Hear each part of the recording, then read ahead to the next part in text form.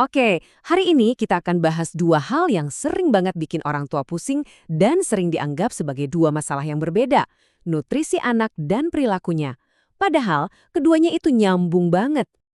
Gini deh, kita seringnya mikir kalau masalah perilaku ya solusinya disiplin, masalah makanan ya solusinya nutrisi.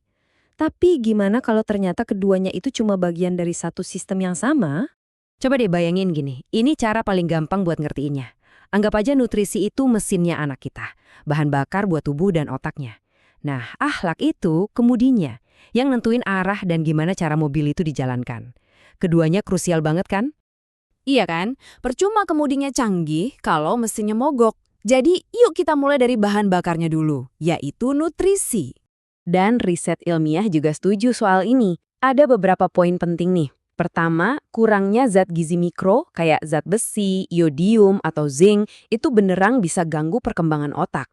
Terus, makanan yang ultra proses, tahu kan ya, itu sering banget dikaitkan sama nilai akademis yang lebih jelek. Tapi, ada kabar baiknya. Kalau nutrisinya dibenerin, kemampuan kognitif anak juga bisa ikut membaik. Nah, ini yang ngeri. Dampak nutrisi buruk itu ada dua. Jangka pendeknya langsung kelihatan, anak jadi gampang cranky, gampang capek, susah fokus. Tapi ada juga dampak jangka panjangnya yang lebih bahaya, yaitu resiko perkembangan otaknya terhambat, bahkan bisa memicu penyakit kronis saat dewasa nanti. Oke, mesinnya udah kita bahas. Sekarang kita pindah ke kemudinya. Karena mesin yang bertenaga pun, kalau nggak ada yang ngarahin, ya bisa nabrak kemana-mana kan? Dan ternyata, riset nunjukin kalau akhlak atau karakter itu bukan hasil dari ceramah loh, bukan cuma dari kamu harus begini, jangan begitu. Tapi ia tumbuh dari pola asuh yang hangat sekaligus tegas, dari hubungan yang aman, dan yang paling penting, konsistensi dan contoh nyata dari kita, orang tuanya. Jadi penting banget buat kita paham ya, akhlak itu bukan sekadar daftar do's and don'ts. Ini tuh kayak sistem operasi lengkap buat anak bisa hidup di masyarakat. Isinya ada empati, cara mikir yang benar, kontrol diri, dan nilai-nilai baik lainnya. Kompleks. Nah, pertanyaannya, gimana kalau dua-duanya bermasalah? Mesinnya kurang bensin, kemudinya juga rusak. Wah, ini dia yang namanya korsleting. Jadilah lingkaran setan yang susah banget buat diputusin. Jadi, awalnya itu gini, tubuh anak nggak dapat bahan baku yang cukup. Otaknya jadi cepet capek. Akibatnya, emosinya jadi gampang meledak. Dia jadi susah banget ngontrol diri. Terus gimana orang tuanya? Ya ikut stres lah. Udah capek kerja, capek ngurus rumah, ditambah anak tantrum terus. Kewalahan kan jadinya? Ujung-ujungnya apa? Karena kita capek dan stres, respons kita jadi nggak konsisten. Hari ini boleh, besok nggak boleh. Nah ini yang bikin sistemnya makin rusak dan anak makin bingung. Lingkaran setannya muter terus. Dan yang bikin makin parah, kita sering salah kaprah. Kita nge-label anak bandel, padahal mungkin dia cuma lapar atau kurang tidur. Kita ngerasa jadi orang tua gagal, padahal kita cuma kewalahan. Kita pikir solusinya pasti mahal, padahal kuncinya ada di hal-hal sederhana. Oke, cukup soal masalahnya. Sekarang, gimana cara benerinnya? Tenang, ada kok manual perbaikan yang sederhana dan praktis buat siapa aja. Langkah pertama dan paling fundamental, stabilkan dulu mesinnya. Ada 3 pilar yang nggak bisa ditawar. 1. Tidur. Jamnya harus tetap dan konsisten. 2. Makan.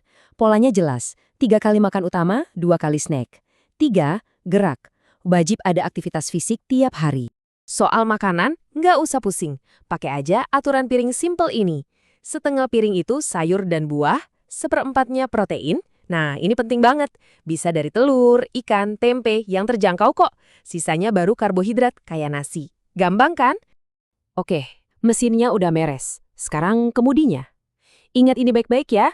Akhlak itu dibangun lewat sistem, bukan ceramah. Gimana sistemnya?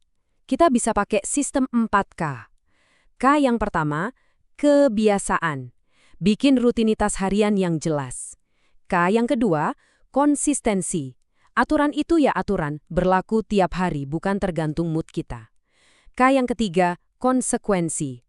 Kalau aturan dilanggar, konsekuensinya harus jelas dan nyambung. Dan K yang terakhir, ini yang paling berat sekaligus paling kuat, keteladanan. Anak itu niru kita, apalagi pas kita lagi capek. Kalau dari semua obrolan kita hari ini ada satu kalimat yang harus banget diingat, ini dia kalimatnya. Nutrisi itu membangun kemampuan anak untuk mengendalikan diri. Sementara akhlak membangun arah untuk menggunakan kemampuan itu. Jadi pada akhirnya yang menyelamatkan kita itu bukan metode-metode canggih atau workshop mahal, tapi hal-hal yang kelihatannya sepele. Rutinitas, konsistensi, protein yang cukup, tidur yang cukup, dan kita sebagai orang tua yang berusaha berhenti jadi contoh buruk pas lagi lelah. Sebagai penutup, coba deh renungkan pertanyaan ini. Di rumah Anda sekarang, mana yang lagi butuh perhatian lebih dulu? Mesinnya atau kemudinya?